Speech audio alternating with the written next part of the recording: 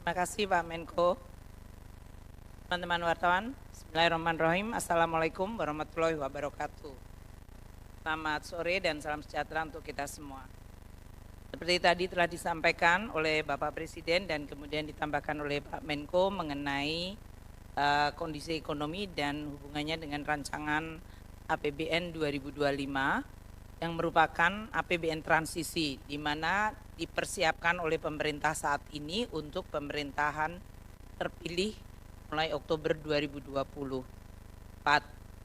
Dan ini tentu kita terus berkoordinasi dan berkomunikasi serta terus menjaga sinkronisasi dari rancangan APBN 2025 sehingga bisa menampung semaksimal mungkin tadi disampaikan seluruh program prioritas yang temanya berkelanjutan, akselerasi, dan penguatan. Saya akan menyampaikan sedikit lebih detail dari Pak Menko tadi, apa dari postur dan rancangan APBN 2025 berdasarkan proses politik yang tadi juga disampaikan oleh Ketua DPR, di mana kita sudah menyampaikan KEM PPKF, kebijakan ekonomi makro dan pokok-pokok kebijakan fiskal yang sudah dibahas semenjak bulan Maret hingga bulan Juni, dan kemudian juga pembahasan internal di kabinet. Pertama ada dua, yaitu kondisi ekonomi seperti biasa yang akan mempengaruhi dan oleh karena itu juga akan menentukan desain dari APBN itu sendiri dan bagaimana kinerja dari APBN yang kadang menjadi shock absorber, counter cyclical atau peredam shock maupun sebagai counter cyclical atau siklus dari perekonomian untuk bisa terus menjaga masyarakat dan perekonomian kita sehingga di tengah berbagai ketidakpastian, guncangan, Indonesia tetap bisa berjalan maju untuk mengejar cita-cita Indonesia emas. Kita mulai dengan dinamika perekonomian dan kinerja dari fiskal kita. Kalau kita lihat, dan ini disampaikan dalam pidato tadi pagi dan oleh Pak Menko lagi, bahwa global environment itu masih sangat tidak pasti. Meskipun kita mungkin sudah melihat ada suatu pola yang berulang, repeated pola ya, yaitu mengenai tensi politik secara global, yaitu eskalasi antara blok di Amerika Serikat, Eropa dengan blok RRT, Rusia, dan bahkan sudah flare atau sudah pecah menjadi perang seperti di Ukraina. Kemudian di Timur Tengah juga terjadi, dan kemudian yang terjadi juga yang disampaikan oleh Bapak Presiden, terjadinya perang dagang. Jadi tidak hanya perang militer, perang dagang, kenaikan dari apa yang menggunakan instrumen tarif atau non tarif untuk membendung perdagangan antar negara. Ini yang kemudian menciptakan kerentanan terhadap global value chains atau rantai pasok global. Di sisi lain, dengan adanya berbagai kerentanan tadi memicu apa yang disebut krisis pangan dan energi sehingga inflasi melonjak tinggi di negara maju, dan itu kemudian menimbulkan respons dalam bentuk suku bunga yang meningkat tinggi. Meskipun sudah ada harapan akan turun, tapi suku bunga yang tinggi itu terjadi semenjak tahun 2022 hingga 2024 ini. Kombinasi tensi global, disruption supply chains, high inflation dan high interest rate yang menggerus daya beli dan menurunkan minat investasi, pertumbuhan ekonomi dunia melemah, hanya tinggal di 3,1%. Kalau kita bandingkan untuk dekade sebelumnya bisa tumbuh di atas 4, sekarang hanya di 3,1. Dan dalam situasi yang penuh ketidakpastian, disruption itu kemudian menimbulkan volatilitas di pasar keuangan. Ini nilai tukar, arus modal, maupun yield dari surat berharga maupun nilai dari surat-surat berharga bisa bergerak overnight, itu secara sangat tiba-tiba, dan itu yang terjadi seperti yang di Jepang pada minggu lalu. Di sisi lain kita berhadapan dengan faktor fundamental yang berubah, perubahan iklim teknologi digital dan artificial intelligence maupun demografi. Itu 3 structural issue yang pasti akan men-shape atau membentuk dan mempengaruhi perekonomian global dan nasional. Nah, dalam environment yang seperti itu, kalau kita lihat bagaimana perekonomian Indonesia dibandingkan dunia, kita lihat dari 3 saja, growth, investment, dan ekspor barang. Growth Indonesia yang merah constantly selalu above. Waktu semuanya tertekuk atau bertekuk lutut terhadap COVID-19, Indonesia rebound dan kita bisa tumbuh tadi di 5% yang disampaikan oleh Bapak Presiden dan Pak Menko.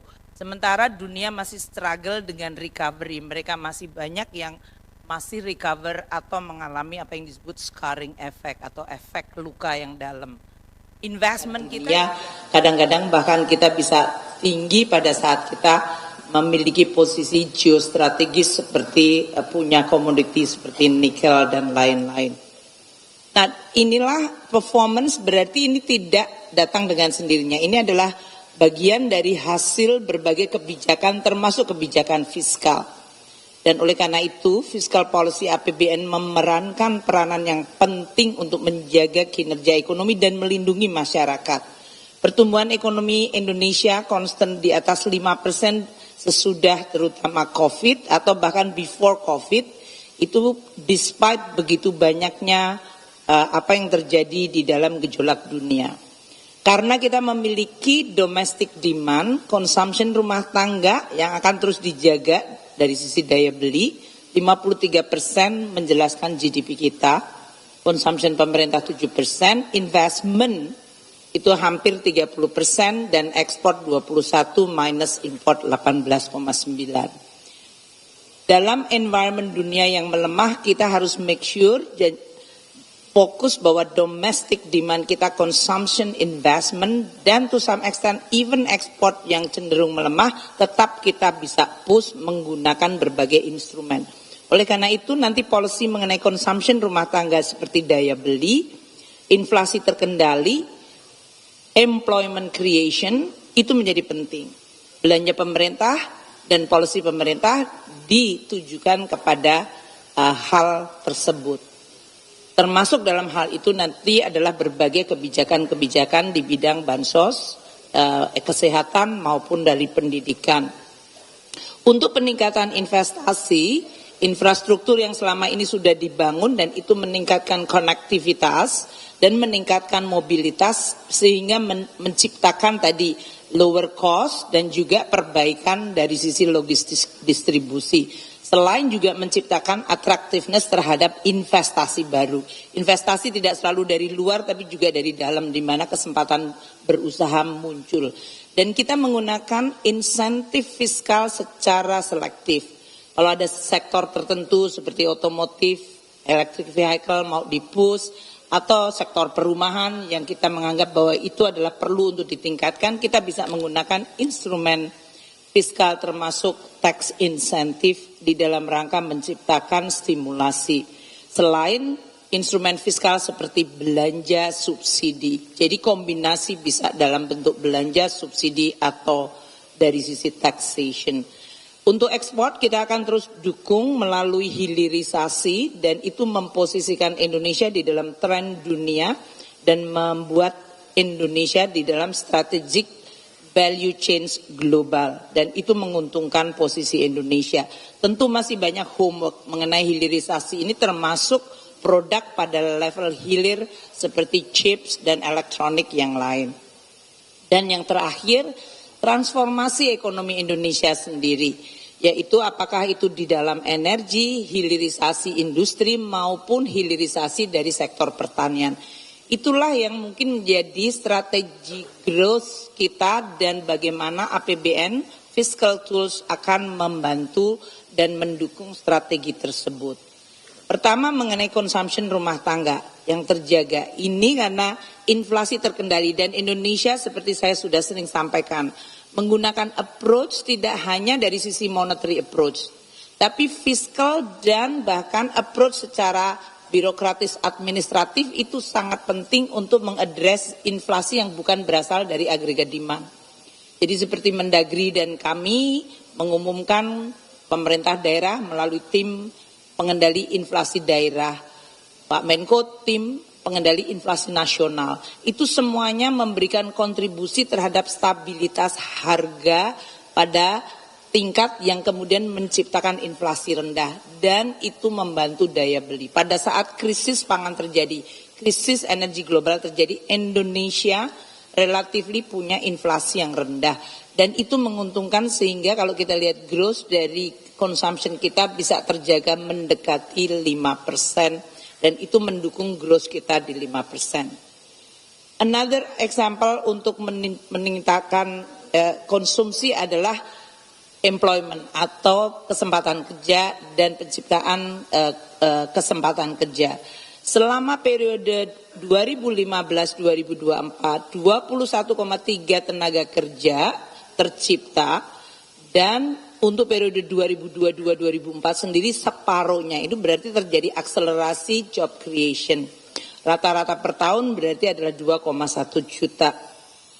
Untuk periode 15-2024, kalau untuk 3 tahun terakhir bahkan akselerasi dalam penciptaan pertambahan tenaga kerja baru yaitu 3,7. Ini menimbulkan tadi unemployment-nya menjadi menurun dari 6,26 meningkat karena terjadinya COVID, semua ekonomi berhenti, dan sekarang sudah di bawah 5% yaitu 4,82. Selain consumption tadi dijaga dengan inflasi dan job creation, kita juga memberikan perlindungan sosial kepada kelompok tidak hanya yang rentan, miskin, tapi juga bahkan kelompok kelas menengah. Teman-teman wartawan barangkali membayangkan bahwa kalau dari APBN hanya bansos, PKH, sembako, kemudian Kartu Indonesia Pintar, PBI yang dari tempatnya Kementerian Kesehatan untuk masyarakat agar mendapatkan akses jasa kesehatan. Namun itu bansos itu yang kuning, dan memang lebih banyak dinikmati untuk kelompok ini yang paling miskin, itu adalah desil 1, 2, 3, 4. Meskipun kita lihat untuk bansos sembako juga dinikmati sampai desil 10. Kemudian tapi APBN juga memberi bantuan kepada masyarakat dalam bentuk subsidi. Subsidi dalam bentuk barang, yaitu artificially membuat harga menjadi lebih rendah. Harga-harga untuk BBM, listrik, LPG. Dan kalau kita lihat yang biru muda itu adalah subsidi kompensasi memproteksi daya beli masyarakat hingga seluruh desil. Artinya semua masyarakat, enggak yang miskin, yang menengah dan kaya, semuanya menikmati subsidi tersebut. Memang menjadi persoalan masalah sasaran. Ada lagi satu instrumen fiskal lain yang barangkali tidak familiar tapi sebetulnya penting, yaitu bahwa PPN yang dibebaskan. Jadi banyak masyarakat menganggap bahwa semua barang jasa itu kena PPN. Tapi sebetulnya di dalam undang-undang HPP sangat menjelaskan. Barang kebutuhan pokok, pendidikan, kesehatan, transportasi itu tidak kena PPN. Jadi kalau membayangkan PPN kemarin 10 ke 11 dan di undang-undang HPP akan menjadi 12, itu barang-barang itu tidak terkena PPN. Jadi itu memproteksi, dan kalau kita lihat yang biru tua di atas ini, mereka dinikmati bahkan lebih pada kelompok kelas menengah, bahkan sampai ke atas dalam hal ini. Jadi saya ingin menyampaikan bahwa APBN menjaga daya beli masyarakat agar consumption itu tetap terjaga stabil tadi melalui daya beli, inflasi rendah, melalui job creation sehingga employment bertambah tadi dengan 21,3 juta selama 10 tahun terakhir dan 11,1 3 tahun terakhir. Plus kita memberikan bantalan melalui APBN dengan 3 moda, yaitu modal mengenai bansos dari subsidi maupun dari PPN yang diberikan pembebasan. Tingkat kemiskinan menurun dengan berbagai intervensi polisi pemerintah, termasuk kemiskinan ekstrim. Nanti mungkin Pak Arso akan menyampaikan, Dan ini merupakan salah satu bahwa pertumbuhan kita inklusif berkualitas. More, kita ingin tidak hanya sekedar level pertumbuhan, tapi kelompok yang paling rentan miskin bisa kemudian ikut menikmati. Transfer ke daerah yang selama ini juga sudah diberikan jumlahnya makin meningkat, itu kita lihat mampu mengurangi juga ketimpangan. Karena kalau sosialnya itu makin tidak timpang, akan menimbulkan juga yang disebut tadi modal sosial yang Pak Menko sampaikan. Dan kita lihat kontribusi dari transfer ke daerah di dalam mengurangi ketimpangan antara daerah yang tertinggal dengan daerah yang relatif maju, itu terlihat dengan tail index, yaitu yang orange sebelah kiri, itu makin menurun. Ini sesuatu yang positif. Bahkan kalau kita lihat dana desa yang sudah diberikan sejak 2018, kita lihat di sebelah kanan, mayoritas desa itu adalah desa tertinggal, yaitu yang orange. Kita lihat dalam kurun waktu 2018 hingga 2024, desa tertinggal menurun tajam, yaitu dari dari di atas 27.000, sekarang sekitar 5.000.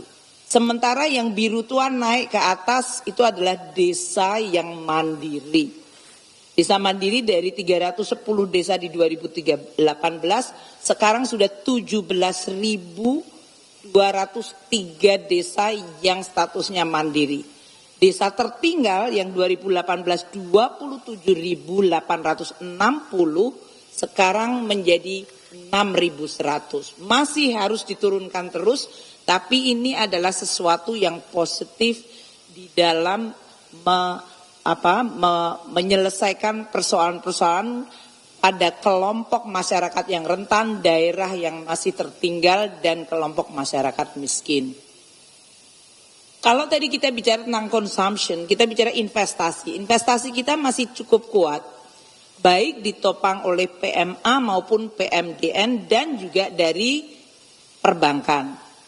Kalau kita lihat growth dari investasi masih perlu didorong, tapi kita selalu relatif konstan di sekitar 4,4, tapi tentunya bisa diakselerasi untuk bisa menciptakan pertumbuhan yang lebih tinggi.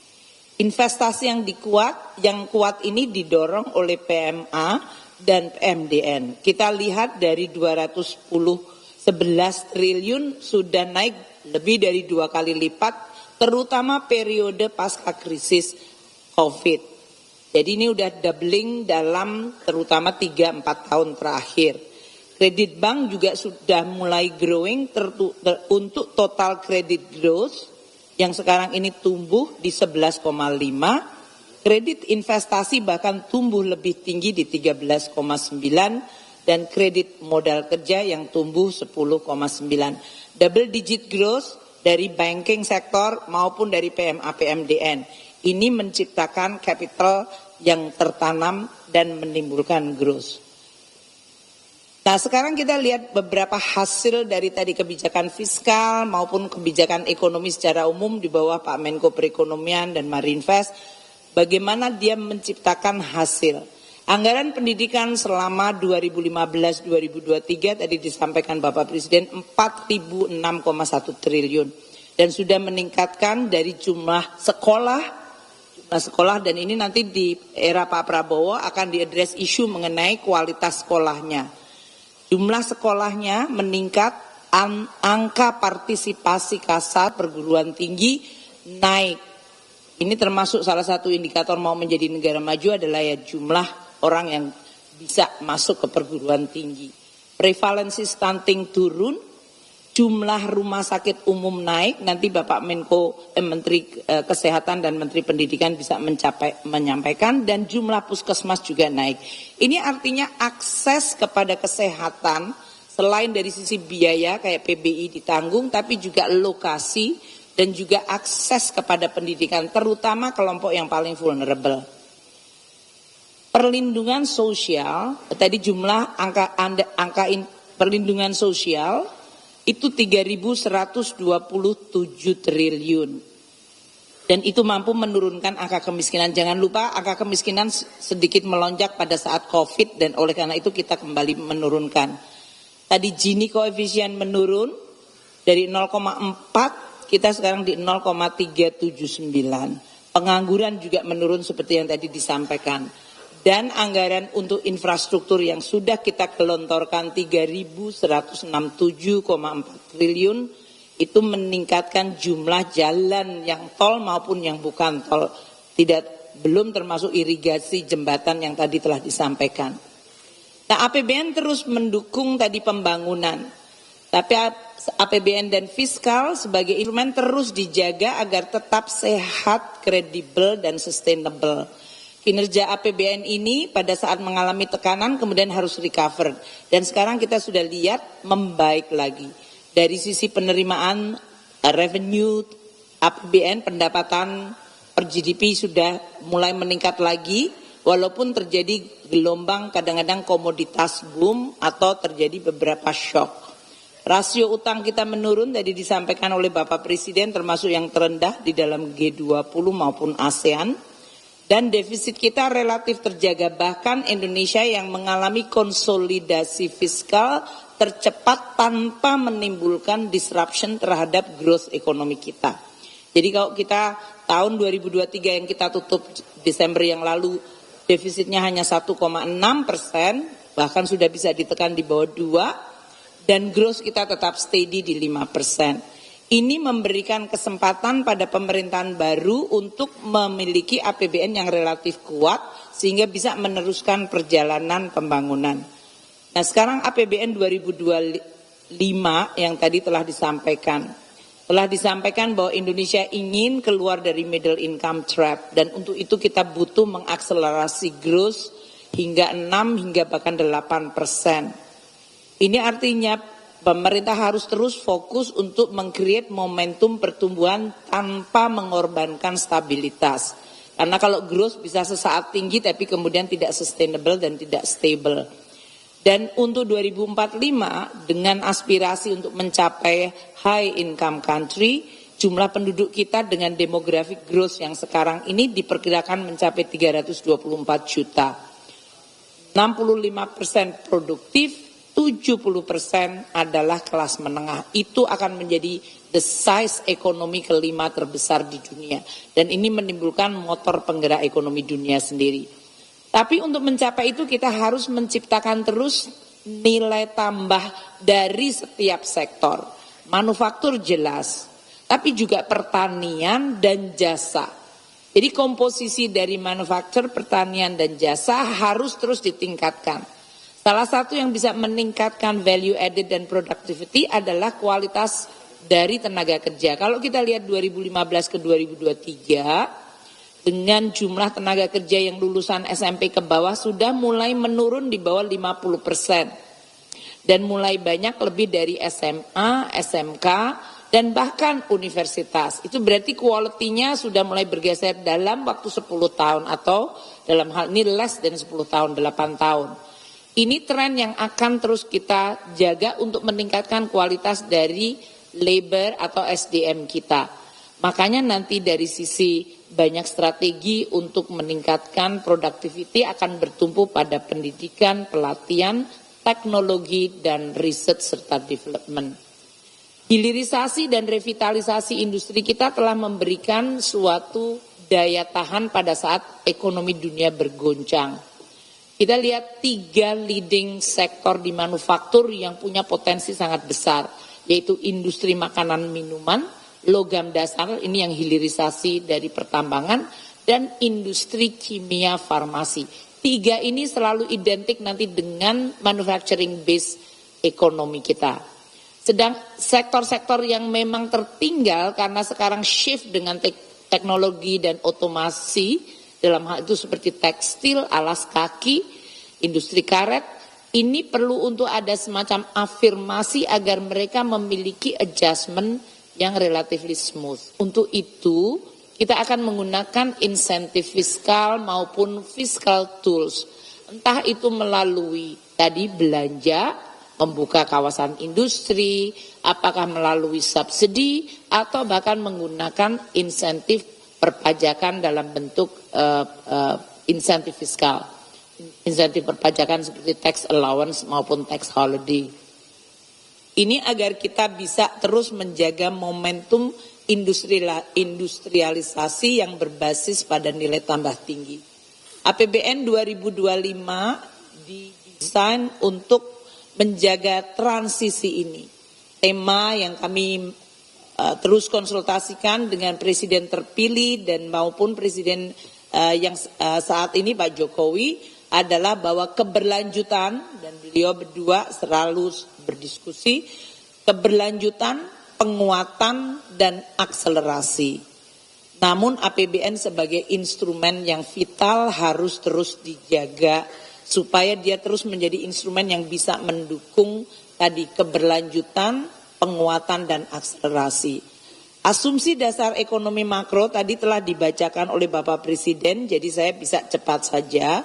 Growth di 5,2%. Memang dalam situasi yang tadi disampaikan Pak Menko, kita harapkan dengan interest rate mulai menurun, akan ada momentum growth, tapi yang tidak pasti adalah fragmentasi dan geopolitik yang masih akan menimbulkan disruption yang patternnya itu tidak pernah bisa terbaca secara mudah. Tapi inflasi kita menggunakan 2,5%, suku bunga SBN 10% di 7,1, itu dengan konservatif melihat volatilitas yang terjadi pada tahun ini. Nilai tukar di 16.100 rupiah per dolar, meskipun kita melihat sekarang sudah ada tanda kuat di bawah 16.000. Tapi kita membuat estimasi tentu bersama Bank Indonesia. Harga minyak diperkirakan di 82 dolar per barel, lifting minyak kita di 600.000 barel per hari, dan lifting gas di 1.005.000 barel per hari equal minyak. Untuk berbagai indikator pembangunan, ini biasanya Pak Menteri Bappenas, kita sudah juga diskusi dan bicara dengan DPR, dan DPR aspirasinya sesuai dengan yang disampaikan di sini, tingkat kemiskinan diturunkan di 7,8, kemiskinan ekstrim harus mencapai 0%, rasio Gini di 0,379 hingga 0,382, pengangguran dijaga di 4,5 hingga 5%, indeks modal manusia di 0,56, nilai tukar petani 115 hingga 120, dan nilai tukar nelayan 105 hingga 108. Postur APBN kita dengan defisit 2,53%, pendapatan negara akan mencapai 2.996,9 triliun. 2.996,9 triliun. Kalau dibandingkan dengan tahun ini target 2.802,3 triliun. Tahun depan belanja negara mencapai 3.613,1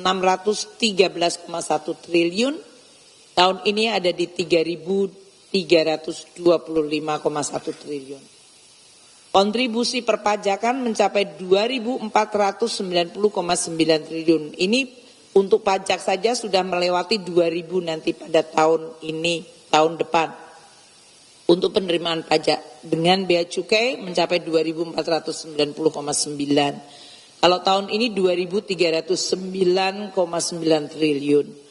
PNBP di 505,4 triliun, tahun ini 492. Belanja negara yang 3.613 triliun dibagi belanja pemerintah pusat 2.693,2 triliun dan transfer ke daerah 919,9 triliun.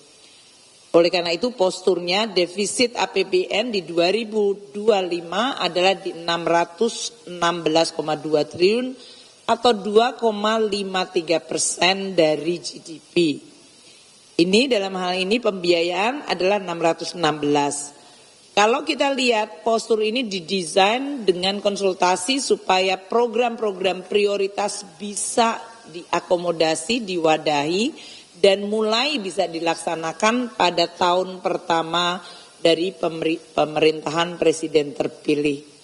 Agenda tematik 2025 kalau kita lihat di sini, pendidikan 722,6 triliun. Yang mungkin perlu di sini dilihat, selain program yang meneruskan seperti peningkatan akses tadi, kualitas pendidikan dan menggunakan instrumen yang sama seperti PIP, KIP kuliah, BOS, BOP, PAUD, beasiswa termasuk LPDP, juga pemberian makanan bergizi untuk anak-anak sekolah. Di pemerintahan presiden terpilih juga akan memfokuskan pada renovasi sekolah-sekolah, terutama kelas-kelas dan sekolah-sekolah yang buruk, dan pembangunan sekolah unggulan. Yang biru ini adalah yang berasal dari pemerintah baru untuk penekanan suatu program baru dan akselerasi untuk pendidikan. Kemudian untuk link and match dengan pasar tenaga kerja, apakah menggunakan pendidikan vokasi atau sertifikat, itu nanti sudah masuk di dalam anggaran dan sudah ada di dalam program yang ada. Faktor kedua adalah perlindungan sosial 504,7 triliun.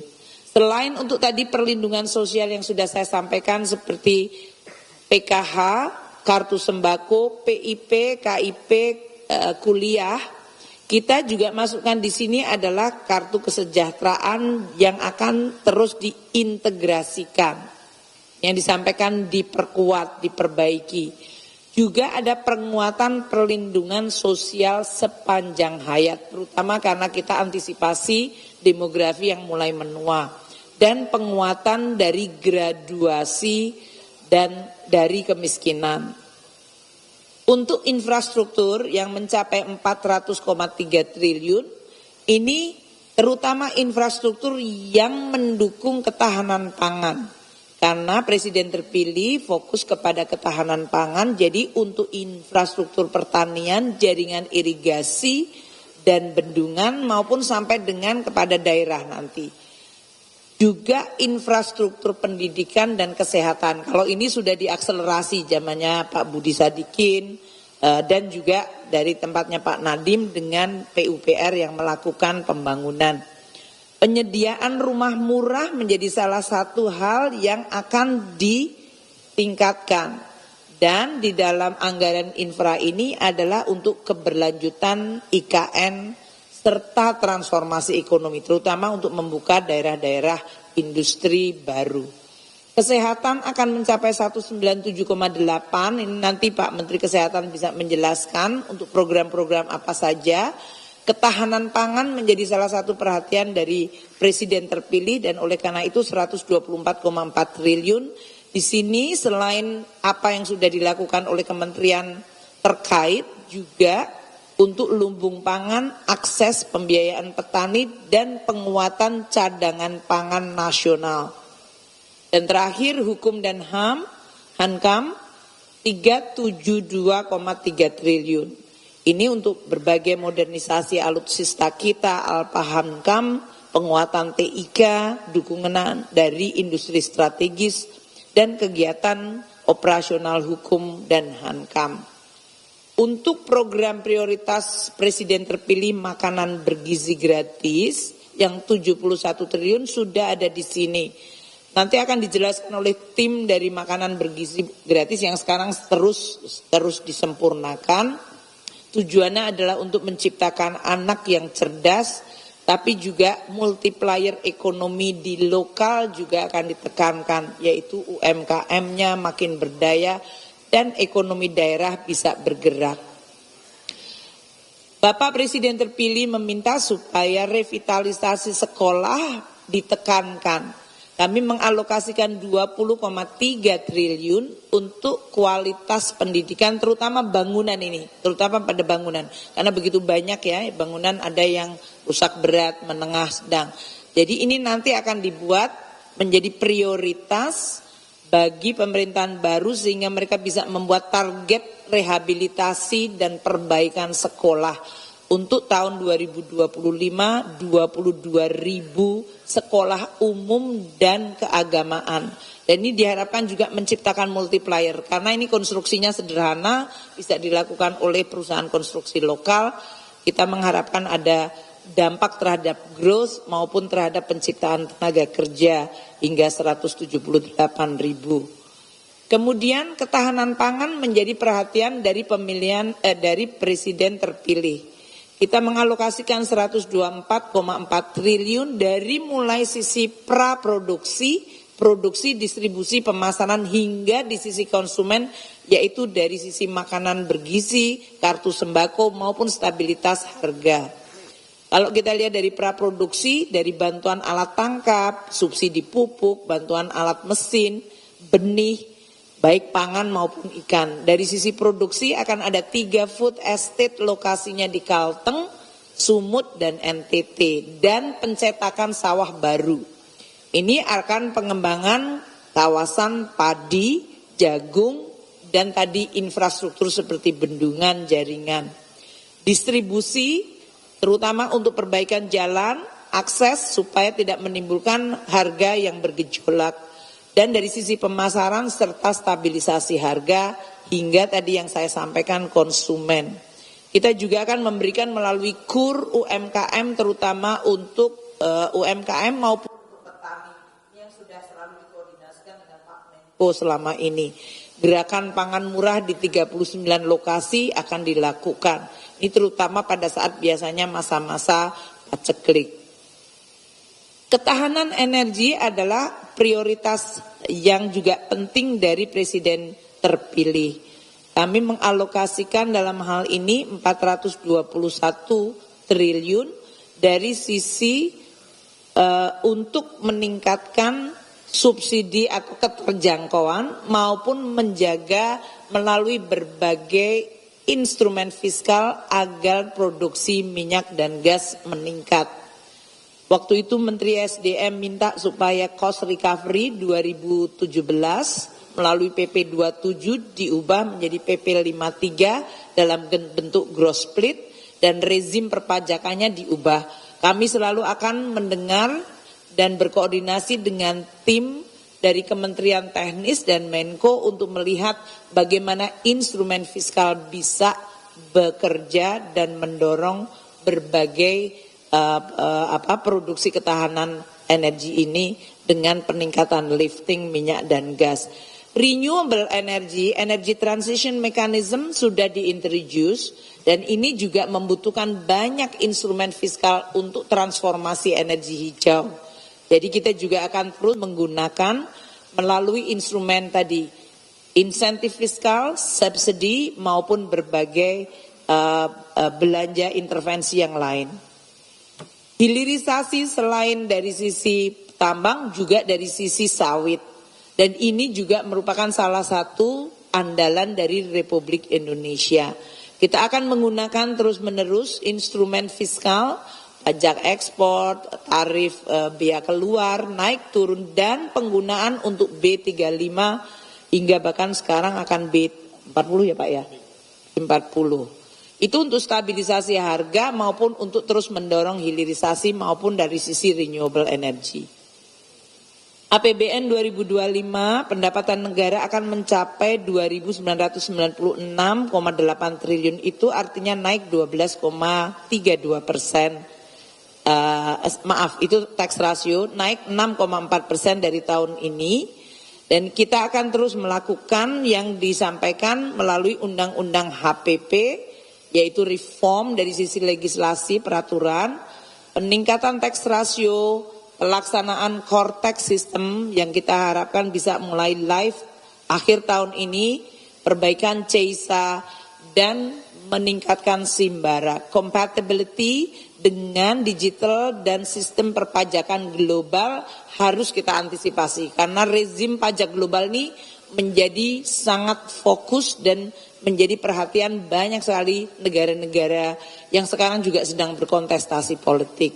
Reformasi untuk pengelolaan SDA dan barang milik negara juga diharapkan makin meningkatkan penerimaan non pajak, bukan pajak, dan pajak bea cukai bisa juga dalam bentuk insentif, tidak dipungut atau ditanggung pemerintah, supaya bisa menciptakan insentif bagi sektor-sektor tertentu. Belanja pemerintah untuk pusat mencapai 2.693,2 triliun. Kalau teman-teman wartawan lihat, yang merah itu adalah belanja KL dan yang biru adalah belanja non KL. Kenapa belanja KL-nya relatif lebih kecil 976 dibandingkan tahun ini yang diperkira adalah 1090? Ini karena kita menghormati untuk presiden terpilih nanti untuk melakukan improvement. Makanya belanja KL relatifly, kecuali yang sudah dari presiden elect, presiden terpilih menyampaikan ingin melakukan A, B, C. Tapi yang lain itu masih di retain di belanja non KL yang makanya angkanya menjadi tinggi yaitu 1.716,4 triliun. Ini nanti pada bulan Oktober untuk bisa dialokasikan dan biasanya nanti naik pada executing kementerian atau lembaga yang dipilih untuk melakukan tugas tertentu. Entah itu makanan bergizi, entah itu hal lain seperti tadi perbaikan sekolah dan hal-hal yang menjadi prioritas dari presiden terpilih. Belanja akan terus diakselerasi, efisiensi belanja terutama belanja barang dan operasional pemerintah harus terus ditingkatkan, belanja modal untuk bisa terus meningkatkan produktivitas dan subsidi serta perlindungan harus makin tepat sasaran seperti yang memang menjadi target dari pemerintahan presiden terpilih. Transfer ke daerah akan meningkat 919,9 triliun, ini naik 7,3%. Namun tidak hanya levelnya tapi sinergi harmonisasi dengan fiskal pusat daerah itu penting sekali. Dan kegiatan ini yang didanai oleh TKDD diharapkan mampu menciptakan growth dan kesejahteraan well-being serta membuat daerah itu makin konvergen. Artinya transfer itu yang untuk daerah yang miskin memang diberi dengan formula lebih banyak, ada afirmasi dibandingkan daerah yang memang sudah maju. Sehingga yang tertinggal bisa kemudian mengejar ketertinggalan. Kita berharap daerah juga meningkatkan kemampuan penerimaan pajak asli daerah, local taxing power, dan daerah juga mulai makin sophisticated untuk mengelola APBD-nya dengan pembiayaan inovatif. Sehingga mereka tidak 100% tergantung dari transfer saja. Subsidi kompensasi untuk tahun 2025 mencapai 525. Kalau kita lihat subsidi energi dan kompensasi 394,3 triliun. Dan subsidi non-energi 131,3. Kenaikan cukup tinggi pada subsidi non-energi di bawah tuh, kelihatan naik. Itu terutama untuk tadi ketahanan pangan karena kita mengalokasikan hingga 9 juta ton pupuk subsidi. Ini kenaikan dari yang tadinya angkanya ada di 6 hingga 7 juta ton. Ini tentu perlu untuk tetap dijaga dari sisi ketepatan sasaran. Subsidi yang lain yang tetap LPG 3 kilo, solar, minyak tanah, dan subsidi listrik terutama untuk rumah tangga miskin dan rentan serta transisi energi akan dilakukan menggunakan anggaran untuk ketahanan energi ini. Kita juga memberikan yang subsidi non-energi ini untuk masyarakat berpendapatan rendah terutama untuk pembelian rumah, ini yang kemarin menjadi salah satu isu untuk mengakselerasi 1 juta rumah untuk MBR dan untuk tahun depan mungkin akan ada target baru yang akan ditetapkan oleh pemerintahan presiden terpilih. KUR akan terus disediakan subsidi untuk bunganya baik untuk UMKM, petani, nelayan dan kita juga masih menggunakan insentif pajak yang ditanggung pemerintah untuk sektor-sektor pilihan. Kalau kemarin perumahan, otomotif itu nanti adalah presiden terpilih bisa menetapkan sektor mana yang akan menjadi sektor perhatian. Terakhir saya akan bicara tentang defisit. Tadi disampaikan defisit untuk 2025 adalah pada 2,53% dari GDP atau angkanya tadi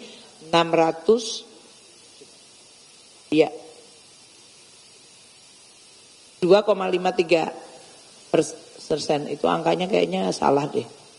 Oh ini keseimbangan primernya yang biru, hanya 63 ya. Dia nggak menyebutkan angkanya yang di depan tadi posturnya 616. Keseimbangan primer akan mengalami sedikit widening 63,3. Kita berharap ini akan bisa tetap dijaga dan makin mengecil.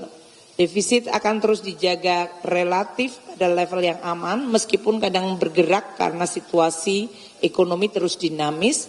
Pembiayaan dijaga terus prudent, inovatif dan produktif. So far kita dalam situasi yang relatif baik di dalam guncangan tadi suku bunga naik, volatilitas exchange rate maupun capital flow dan kenaikan yield di negara-negara maju. Kita juga menyediakan fiscal buffer seperti yang terjadi turbulensi dari mulai tahun 2022, 23 dan 24 ini ada fiscal buffer sehingga menyebabkan seolah-olah ekonomi kita relatif stabil walaupun tekanan terasa. Ini tidak membuat kita goyang atau menggelimpang seperti beberapa negara yang mengalami krisis fiskal yang kemudian menimbulkan krisis politik dan sosial. Peranan dari barang milik negara, Special Mission Vehicle, BUMN, Sovereign Wealth Fund seperti INA akan terus ditingkatkan untuk attracting financing yang inovatif tapi tetap prudent. Dan pembiayaan akan terus dilakukan untuk beberapa seperti MBR, UMKM, dan UMI.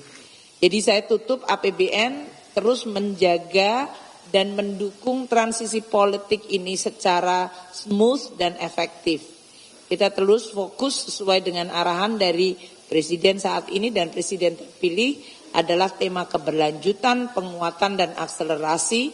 APBN adalah instrumen yang merespons berbagai tantangan yang sering muncul baik dalam bentuk shock absorber maupun counter cyclical dan APBN dijaga kredibel, akuntabel, sehat serta berkelanjutan. Demikian Pak Menko, terima kasih. Terima kasih Bu Menteri Keuangan sudah menjelaskan secara jelas sehingga selanjutnya Bu Menteri